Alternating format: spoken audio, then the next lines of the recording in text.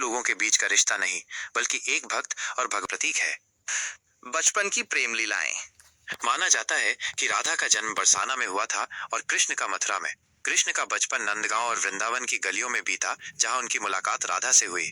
कुछ कथाओं के अनुसार राधा कृष्ण से उम्र में बड़ी थी, और कुछ में यह भी कहा गया है कि राधा ने जन्म के बाद तब तक अपनी आंखें नहीं खोली जब तक उन्होंने पहली बार कृष्ण को नहीं देखा। वृंदावन में कृष्ण अपनी मुरली की धुन से सभी को मंत्रमुग्ध कर देते थे, खासकर राधा को। जब भी कृष्ण अपनी बांसुरी बजाते, राधा उनकी ओर खिंची चली आती थी। उनके बीच का प्रेम अलौकिक था, जिसमें दोनों एक दूसरे में खोए रहते थे। वे घंटों एक दूसरे को निहारते रहते, उनकी आंखें झपकती भी नहीं थीं। कृष्ण और गोपियों के साथ रास लीलाएं रचाना भी उनकी प्रेम कहानी का एक महत्वपूर्ण हिस्सा है। वियोग और त्याग। जब कृष्ण को मथुरा जाकर कंस का वध करना था, तब उन्हें वृंदावन और अपनी प्रिय राधा को छोड़कर जाना पड़ा। ये उनके प्रेम के लिए सबसे कठिन समय था। कृष्ण के मथुरा जाने के बाद राधा और कृष्ण का मिलन फिर कभी नहीं हुआ। इस वियोग को ही उनकी कहानी का सबसे गहरा पहलू माना जाता है। बहुत से लोग सवाल करते हैं कि अगर कृष्ण राधा से इतना प्रेम करते थे, तो उन्होंने उनसे विवाह क्यों नहीं किया। इसके कई अलग अलग मत हैं।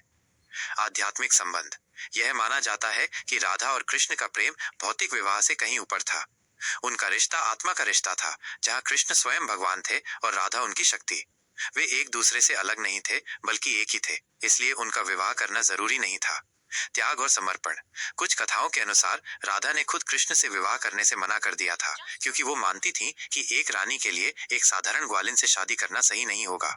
उन्होंने अपने प्रेम को कृष्ण के लिए त्याग दिया। कर्म का मार्ग। कृष्ण को संसार के कल्याण के लिए अपने कर्मों को पूरा करना था। उन्हें मथुरा का राजा बनना था और धर्म की स्थापना करनी थी। विवाह जैसे सांसारिक बंधन उनके इस लक्ष्य में बाधा डाल सकते थे।